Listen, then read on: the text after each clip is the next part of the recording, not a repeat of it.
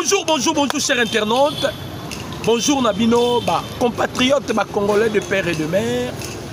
Bonjour, Nabino, diaspora, au Boza en étranger. Surtout, Bino, abonné fidèle, il y a Dr News. Tozana et Sengo, il y a partager les actualités politiques. Il y a République démocratique du Congo. Ndenge tolobaka, Congo mboka munene makabozanga kate, bandeko congolais. Un véritable Congolais a koyi kolekisa mukolote sakoluka oyeba pays naye elalaki ndenge nini pays elamuki ndenge nini. Un véritable Congolais osa censé akoluka koyeba l'état sécuritaire de l'Est de la République démocratique du Congo. Positionnement, il y a président Félix vit les enjeux de l'air.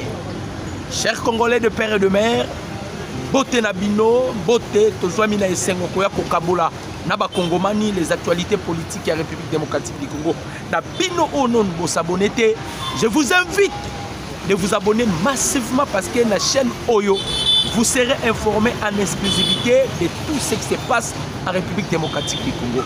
Bandeko, enfin, Maître Constant Moutamba vient de déposer sa lettre de démission devant le commandant suprême, le président de la République démocratique du Congo, Félix Antoine Tshisekedi Tshilombo. Qu'est-ce qui se passe au juge? Maître Constant Moutamba vient de déposer sa démission. Vital Kamerhe interpellé à l'ANER et SNCS. Qu'est-ce qui se passe, bandeko congolais? Pour le problème, il y a Maître Constant Moutamba, le ministre de la Justice, le garde des Sceaux. Lobby a Keneki Kotika lettre et démission na yepa ya mukonzi yambo. Problème yo, bandeko congolais, c'est un complot. Oto bandaki kolobe pi tozo continuer na koloba yango. Moutamba zalaki cible lorsqu'il a touché Joseph Kabila. Comme Kamerhe est le pion majeur, il y a Joseph Kabila. Bahati Lukwebo est le pion majeur, il y a Joseph Kabila. Quand Moutamba a touché Kabila, bango bamona qu'on dirait Moutamba fragilisé royaume na bango to empire na bango. Parce que Moutamba qui a eu l'initiative de saisir la justice, et pardon, le Sénat, a Kenai Kotika réquisitoire, lettre réquisitoire même na haute cour militaire. Moutamba qui a eu le travail, il y a qu'on répertorier tous les biens de Joseph Kabila, d'identifier tous les biens de Kabila. Moutamba qui a eu l'initiative, il y a qu'on récupérer Kingakati. Moutamba voulait coincer Joseph Kabila. Alors pour que batika problème yo, balandela Kabila te, bato bomoni, Kamerhe, créer coup. Ce qui nous faut mal les nini bandeko. Oyo sala biso pasi eza nini. On a arrêté Moutamba, mais il y a que des Rwandais qui s'en... Oh, bazana katako se réjouit. Faites na Kigali parce que Moutamba est poursuivi judiciairement. Boyo Kananu, tweet il y a ministre des Affaires étrangères rwandais, Olivier Nduringuerero. Par là, vous allez directement comprendre quel était le manœuvre de Vital Kamerhe. Kamerhe n'est pas avec le peuple congolais, il faut qu'on se dise la vérité. Et biso ba congolais tokotika Kamerhe matela biso la mutité. S'il a envoûté tout un pays comme la République démocratique du Congo, biso Kamerhe pour envoûter biso. Comment la justice congolaise, il y a des poursuites contre le ministre d'État, Maître Constant Moutamba, mais Nakigali Bazako se jouit.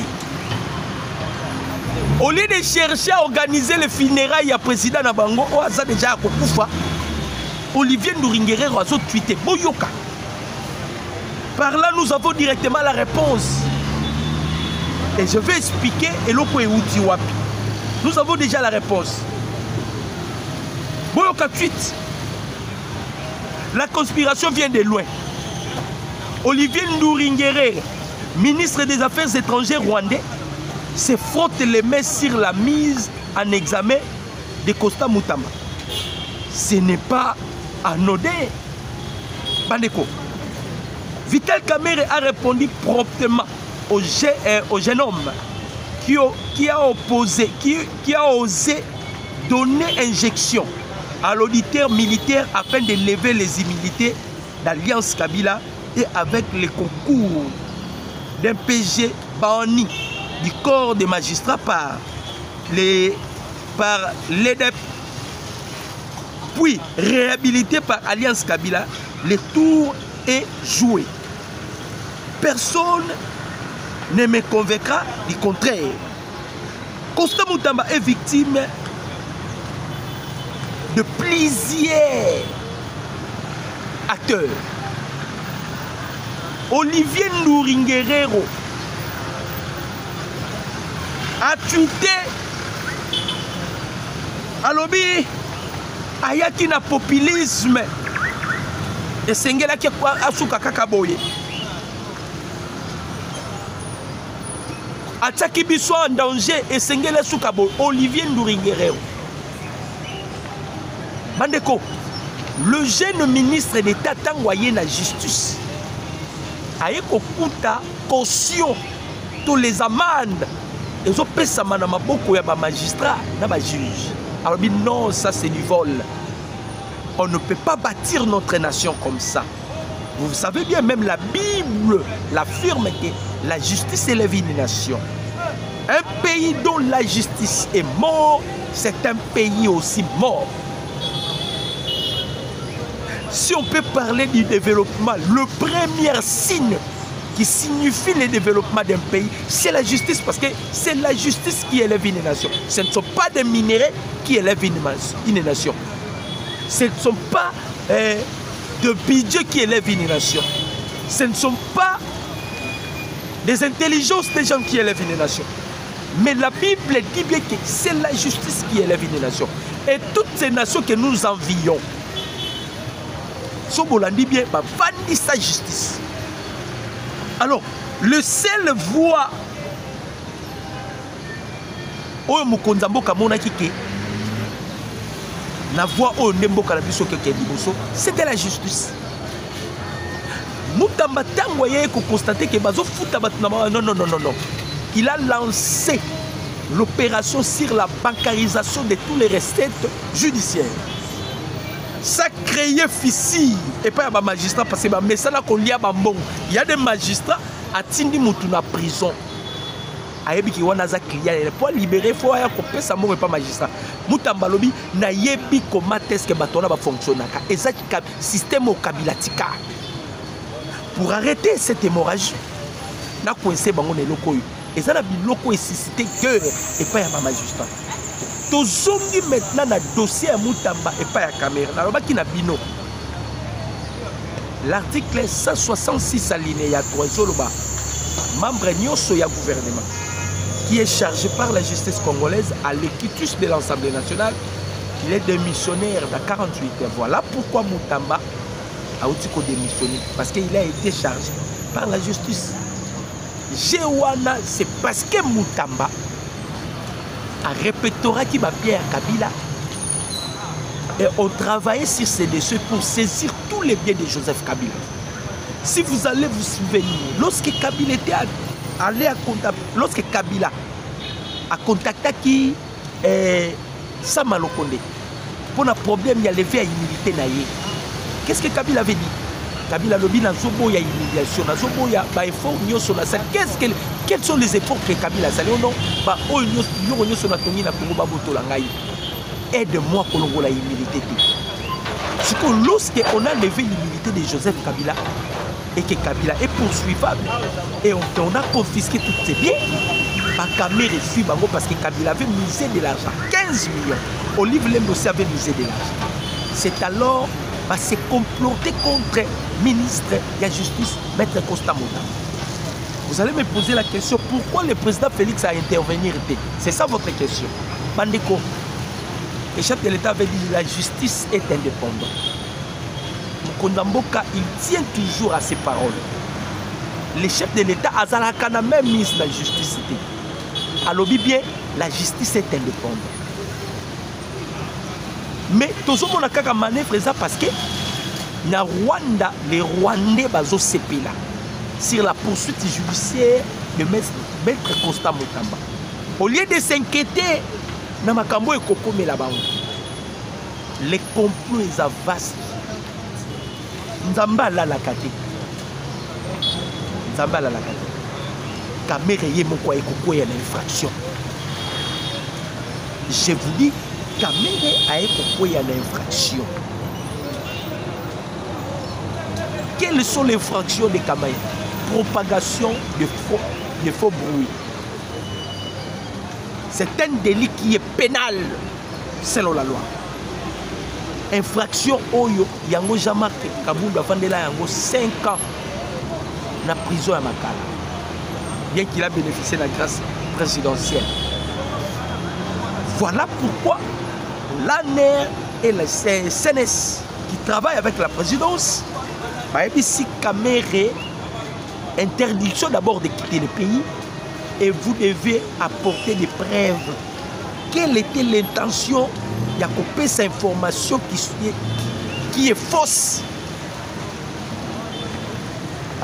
Or que tu as cette information, il faut préparer la psychologie parce que c'est le même endroit que Kabila visait à attaquer.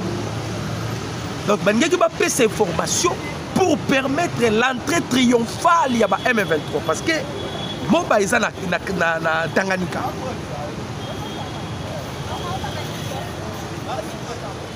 Donc, qu'il amène des épreuves après sa source ici.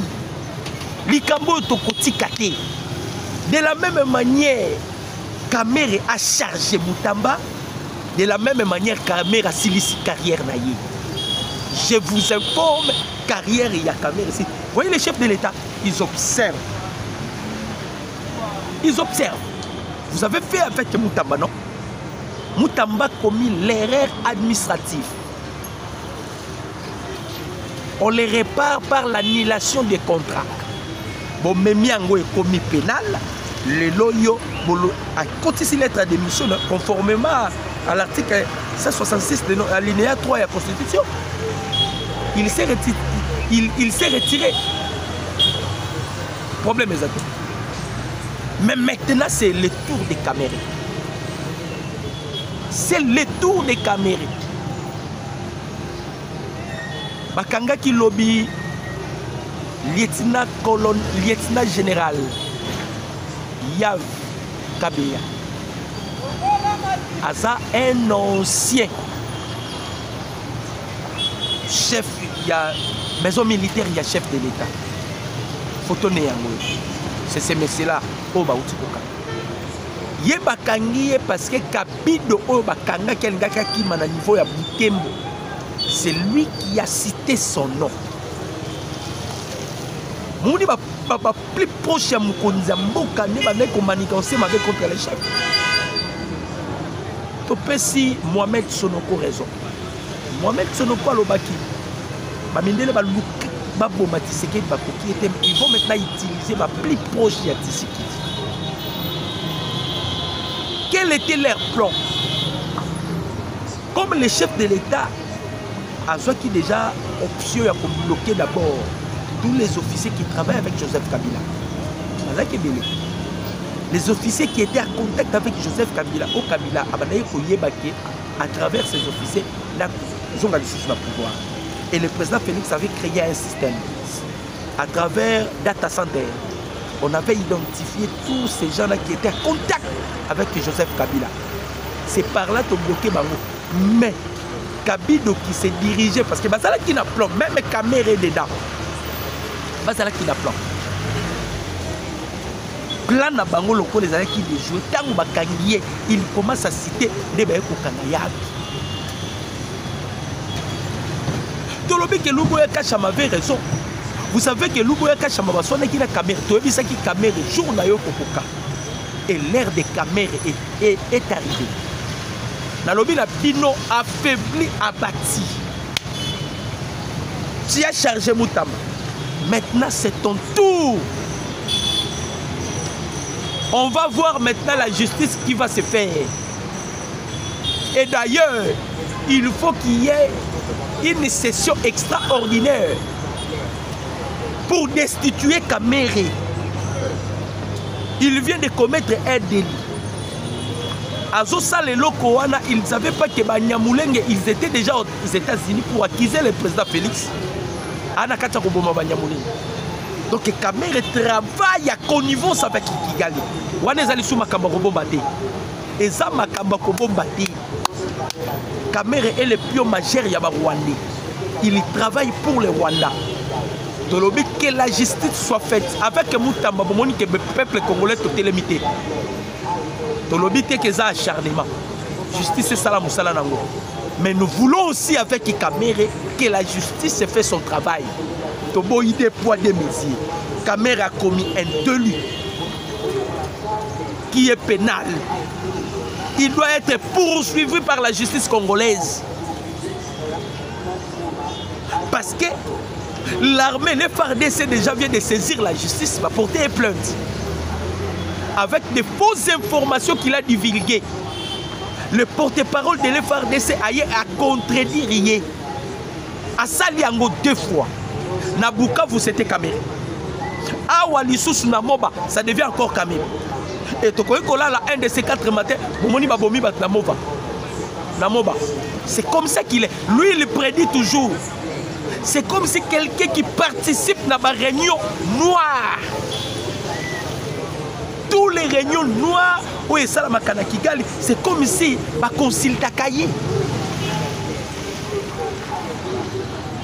C'est comme si ma consulte à cahier. Vous savez ce qu'il a fait? D'abord, Martin Fayulu a eu la lettre m'a dit une fois au moins, la Monique, Martin Fayulu a réfléchi et je le soutiens. Sur la violation, il y a la violation flagrante, il y a la loi budgétaire. Des dépenses exorbitantes qui s'est fait à l'Assemblée nationale. Les députés congolais sont les députés les mieux énumérés dans le monde. Salaire Nabango, 15 fois le plus élevé que les professeurs des universités. 30 fois plus élevé que le médecin. 200 fois le plus élevé que Baoussier. Les députés, Moutassale Lokouana Kamere. Azomati Sambongo Yaba député, il prend contrôle de l'Assemblée nationale. Oh Nyonsoyo, à cause de Moutoto, et ça passe. Inutile de citer même son nom. Inconscient qu'il est. Kamere prend contrôle de l'Assemblée nationale. À chaque fois, on veut frapper Kamere. Les députés ne vont pas protéger Kamere. Pourquoi? Parce que mieux énuméré. Mais lorsque le gouvernement a eu l'initiative de commatisser là, Basona salaire. On dit que Kamere Nyonga. Kamere Nyonga. Bandeko. Vous voyez pourquoi Kamere Nyonga? Parce qu'il savait bien. Si l'armée les a rémunérés, ils vont agir dans la traîtrise et dans la corruption. À cause de la corruptible. Et par là, et pour affaiblir encore notre armée. C'est ça les cartes aux caméras ont joué dans mon calabiso. Donc, à déstabiliser Kanassi, tout dernier caméra, tu comprends, caméra est plus dangereux que Joseph Kabila. Mieux vaut un démon qu'on connaît qu'un ange qu'on ne connaît pas. Mieux vaut un démon qu'on connaît. Kabila, c'est un démon que nous connaissons tous. Mais Kamere, c'est un ange très dangereux plus que Kabila. Un jour, entre parenthèses, Bandeko Congolais, un jour, Gilles Moulouba, porte-parole de Wazalendo, à lobby, tu as visite à Messi Tito. Azoba numéro la biso à Kenda.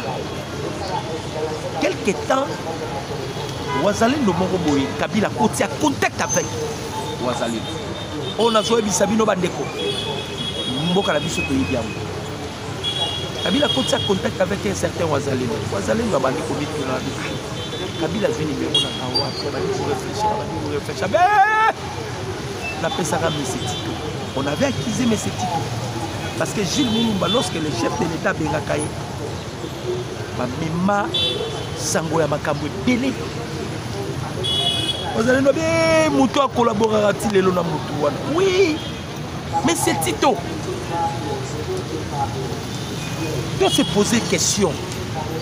Initiative, intention nini caméra zalaki nango de nous mentir toute une nation. Olenga ko ina pesi raison. Olenga ko ya lobaki na muno kwa caméra. Yani lo moka ibima rezaka solo. Quand il te dit bonjour. À part bonjour, tout ce qui sort dans la bouche des caméras c'est du mensonge. Olenga ko ya lobango. À part bonjour, tout ce qui sort dans la bouche des caméras, ce n'est que du mensonge. Comme c'est du mensonge, alors nous sommes tous dans le monde qu'on a à part bonjour, alors solo. Johnny Luboya Kachama Baswani Naï. Johnny Luboya Kachama Lobi, j'ai le nom. Il y a des députés. Donc, parmi les députés, il y avait un député de l'UNC. Aujourd'hui, Laurence Kanyuki. Laurence Kanyuki, c'est lui le porte-parole, il y a Baïem 23. Membre effectif. Il y a INC, parti politique à Vital. Kamere. Kamere Aza les dernières. M23 Tozokaka. Ah ouais. Parce que tous les manigances, il y a Kamere les a déjà exposés. Kamere voulait pour qu'on s'atterre dans l'habitat à Moba. Quand on reçoit panique, Joseph Kabila va utiliser maintenant gardinage directement à côté Moba parce que parmi Biloko, Joseph Kabila soit énuméré parce qu'il a besoin de Tanganyika. Besoin de Tanganyika. Ce qui va commis sa mission dans 26 provinces, et ça en guise de cause. Nous allons qui 11 provinces. Donc on a droit, on a besoin de Maniema, Nord Kivu, Sud Kivu, Chopo, Tanganyika, na Ituri, 6 provinces.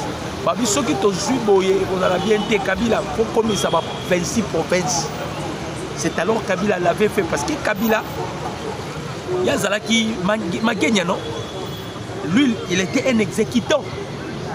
Commandement Nyoso Badeko ou pas, il y a Paul Kagame. Kamere, il est comme Franck Kiyongo. De la même manière, Kabila travaille avec Franck Kiyongo. C'est de la même manière Kabila travaille avec Kamere. Tomoni Kamere, agression rwandaise, Atikali jamais pour dénoncer. Kabila na Goma, institution mounene comme Assemblée nationale, Atikali jamais pour dénoncer. Mais Kamere est le premier porte-parole, il y a armé, il y a quoi Bisabiso, 318 personnes, ils ont été massacrés à Moba par des hommes non identifiés. C'est un dossier. Ndenge tozawa bandeko ba Kongo na lobi na bino, maman na dossier. Sénès Abengissier, Aner Abengissier. Pourquoi?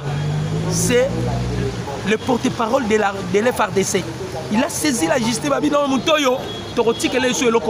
Il a fait ça avec Katale, Kalei, Bukavu. Alinga Memango Lusus na Tanganyika. C'est comme si anticipaka la conspiration ya banani yaba M23. Il y a anticipaka, c'est-à-dire s'ils ont tenu une réunion, Kamere doit anticiper à prophétiser. Après quelques temps, et quoi pour se réaliser. C'est comme ça avec Kamere. C'est comme ça avec Kamere. Mais le corps à Tolobaka, 99 jours ils allaient pour la mouille. Jour où ils allaient pour la mouille et loco. Il y a eu ce qu'on te suit. Il y a eu ce qu'on te suit. Bah député Soki Bossali blague. Pour comprendre que le peuple congolais a naïf. Ce qui vous sali blague, vous comprendre que le peuple congolais a naïveté. De la même manière, vous avez chargé Moutamba. De la même manière, nous vous exhortons de le faire avec Kamere parce que Kamere a commis une infraction. D'ailleurs, ils ont faire carrière. Il ne faut pas juger le président Félix Avalétan. Moutamba est allé déposer sa lettre de démission devant le président Tshisekedi. Makambo Basolo Linaye. Tellement que ce sont des secrets d'État, on ne peut pas vous les dire. Mais tu as dit si le président Tshisekedi, il ne faut pas les juger avant les temps. Vous comptez au juger na tête ba cartouche à chef de l'État et ratakate. Tu as dit que caméra ensemble au tindie. Tu es devant fait accompli. A kokwaya. Tu as dit les loyo caméra ma colonie balé. C'est fini. C'est fini. Tozo Zela a même ma preuve, bien qu'il s'est excusé. Toi, on a besoin d'excuses na ôté. Vous n'avez pas eu pitié. Il y a Costa Moutamba. Vous livrez facilement. Yopé, toi, on a besoin de pitié na yopé. De la même manière, au salé pas ya Mouninga, et pour eux d'ampo, ils ont des yopé kakati. Autrement. Maintenant, au côté là, na yo. Namutamba, lobby nabino vous allez n'engeni. Et par là vous allez comprendre que Congolais kotika la Congolais, Mouta pas kotika la Mouta. Bitumbo tozana ngoma kasi na minito yo. Eza ko déguerper tous les Mouta,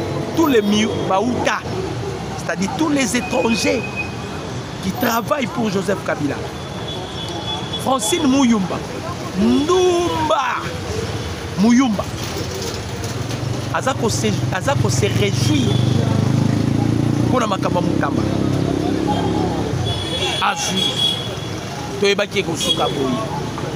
Vous allez voir, Réunion et Kotaka na Rwanda. Avant Paul Kagame ça la scénario na ye. Scénario ils ont même épée na liwa. Avant ça la scénario na ye oyo. Kotaka Réunion.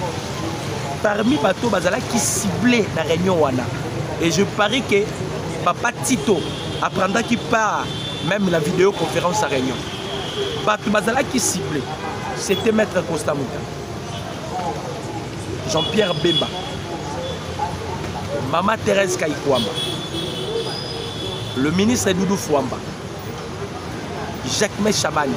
C'est-à-dire on union sur base force ya président Tshisekedi bangonde bazala qui cible bazala qui ba cible ya Rwanda mais mingi Moutamba. Voilà en fait Kamere a réussi son coup mais ils ont lié autrement bandiko na lobi na bino eloko ya Kamere. Je vois déjà la chute de Kamere et je vois la fin la carrière politique ya Kamere. Je vois ça fait. À quel cosa les locaux yo, ceux qui bangangane de batinda qui est à quoi il m'a fait. Ceux qui bangangane de batinda qui est à quoi il m'a fait. À quoi il m'a fait. Nazo balancer bino image. Bota la image jaune.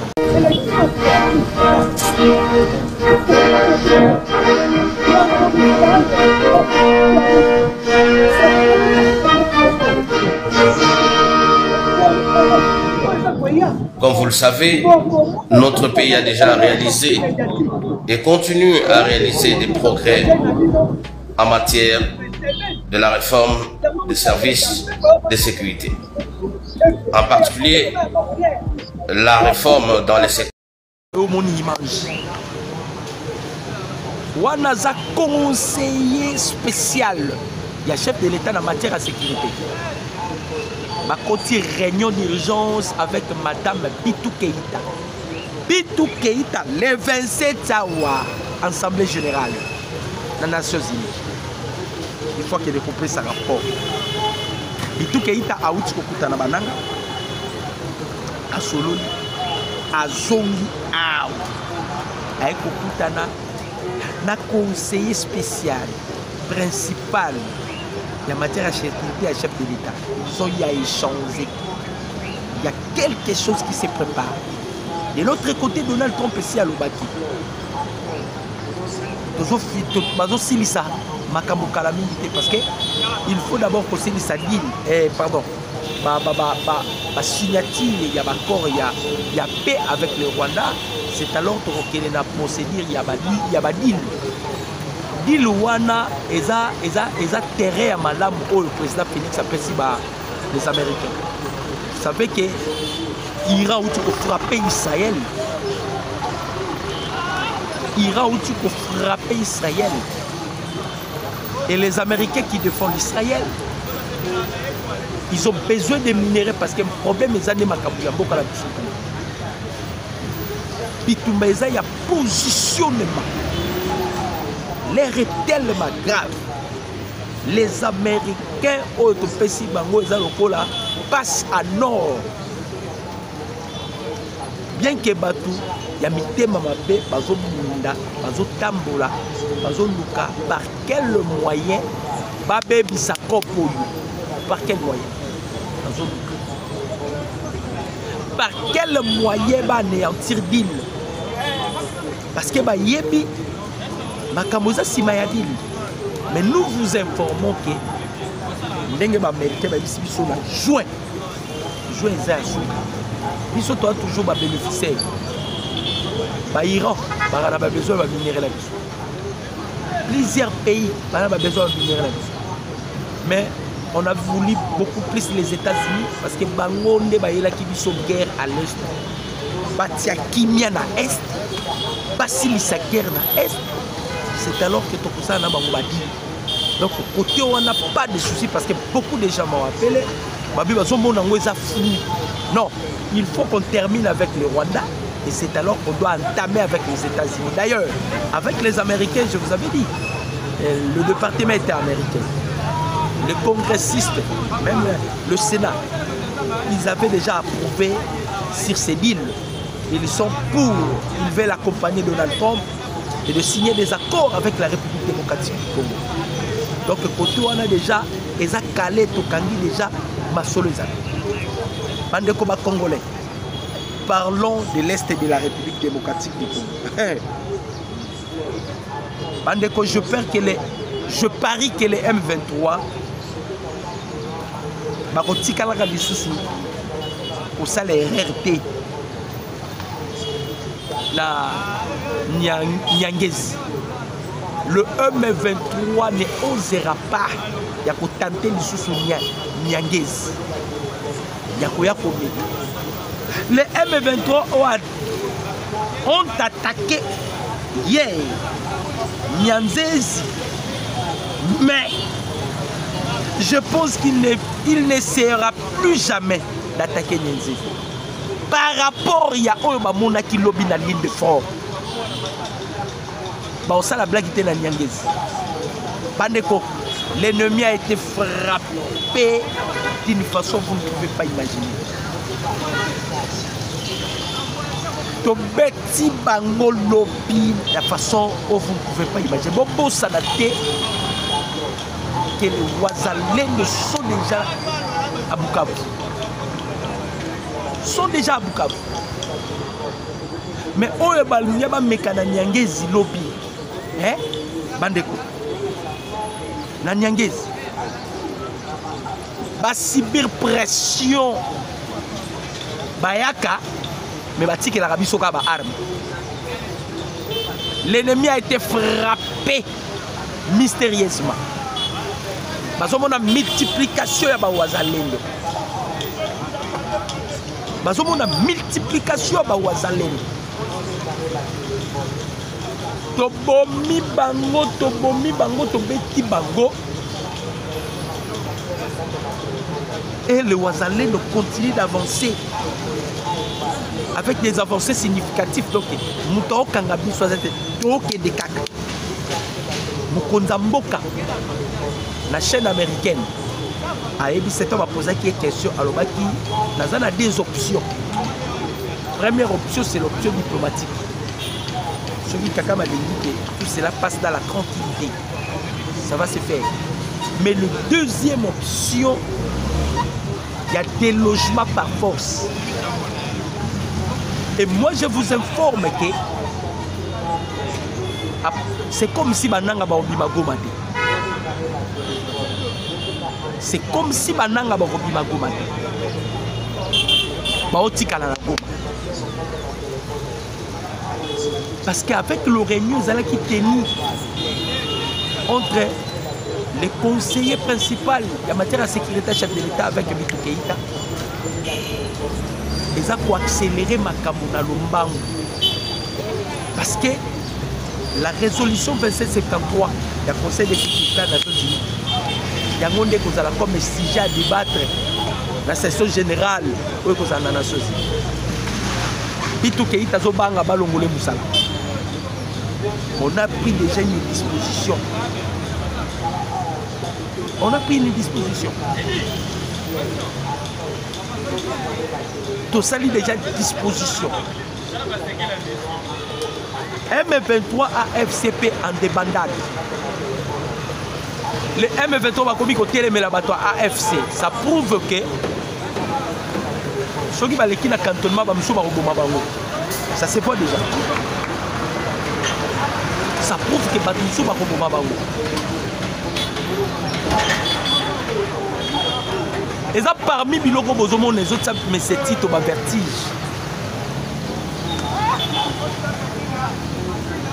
Le chef de l'État Zagui na Kolo ici, on a eu mais c'est titre. Liboso Zagui sur une Mukondambo Azutambola, il faut à la cime. Vous ne remarquez pas qu'il y a une distance. Ils ne sont plus ensemble durant ces dernières temps. Bandeko, il a été déjà rejeté par les commandants suprêmes. Il a été déjà rejeté, surtout que avec quoi les sous na poule ya mabe et FARDC balobi ba kotika yete to la daeti la souka. Il faut qu'il nous donne la preuve. Il y a une preuve. Et puis, à la qui s'abango source, ou à soutirer une information. Comment tu peux te lever boyer? On peut savoir une information qui n'est pas faute, qui n'est pas bonne. Non, non. Il voulait créer ma psychose dans l'habitat à Moba. Donc, on a panique. Kabila a profité. C'est comme ça qu'il joue avec Joseph Kabila. C'est comme ça qu'il joue avec Joseph Kabila. Il est déjà détecté, identifié. Et tout ça, c'est la justice, c'est ça la moussala, parce que la justice, c'est la vilaine. Kamere doit nous expliquer où il a soutiré, où il a tiré ces informations. À Salaki, on a intention. Parce que Bissot, il a déjà intention. Toyebi planning nini bané ko sala bazo cibler toujours deal avec les États-Unis, surtout que bayebi peut déjà que na mikoloza ko ya pe mukonzambo kazo écarter déjà bato délé bayebi ba bloquer na nyonso bayebi ba bloquer na nyonso bientôt là les chefs de l'État va écarter beaucoup de gens et parmi batona ba bango pe bazana ba liste bakomi qu'on se sentir déjà aisé. Aisé parce que l'air shit. Ils ont moussicate, ils ont peu bien. Et le monsieur Vondo, le procureur après la cour, il y a cassation. Il peut pas expliquer biso dossier. Il y a 90 millions. Il y a un en Belgique. Hein? Bitumbe Kobika à Bongo. Vous voulez servir satisfaire Joseph Kabila. Vous voulez satisfaire Joseph Kabila, non? Parce que Moutamba, c'est lui qui a suscité problème sur l'arrestation de Joseph Kabila. Pardon, la immunité de Joseph Kabila. Et vous voulez satisfaire Joseph Kabila. De la même manière, donc Makambo Balou qui est c'est clair. Où est Zalaki? Bakoti sa psychose Namitou. Yababita ya Moba. bazala en débandale parce que pourquoi vous permettez jusqu'à ce que caméra na hémicycle devant les élus du peuple à cause à toute une nation, une institution comme l'Assemblée nationale qui ne maîtrise pas des informations, les institutions accompagnent de toute urgence. Attends ici insuffisance naïe, il ne mérite pas. Donc chers Congolais de père et de mère, et votre apaisement pour le problème, il y a maître Costa Moutama. Dans le Binabino, il vaut mieux la fin d'une chose, pas battre. Même la Bible dit, il vaut mieux la fin d'une chose que son commencement. Il vaut mieux la fin d'une chose que son commencement. Donc, tu y as déjà que Souka. Il y a battu tout ça la Bible. Merci, merci, Mini Nabino, Congolais. Oh, bon, je qui peut n'atteindre pour la Nangaï. Surtout Bino Babomi, il y a d'autres talis. Merci Nabino. Bino, vous abonnez, veuillez vous abonner. Bino, vous abonnez, vous partagez pour que les Congolais soient informés de la maïnance, pour le cas en République démocratique du Congo. Que Dieu vous bénisse. Je vous souhaite une excellente journée dans le Seigneur. Merci, merci pour la vie. Plus de 143 89 63 95 965. Plus de 143 89 63 95 965. Je salue Pasteur Jules Moulingwa, un prophète par excellence, ainsi que sa femme. Je salue l'église Mboka Ekimelo. Je salue le peuple congolais.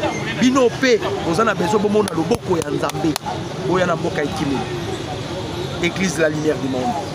Boyana Mboka Ekimelo. Et là-bas, vous allez voir un prophète accrédité. Prophète Gilles Moulingwa. Et vous ne serez jamais déçus. Je dis et je vous remercie. Ciao.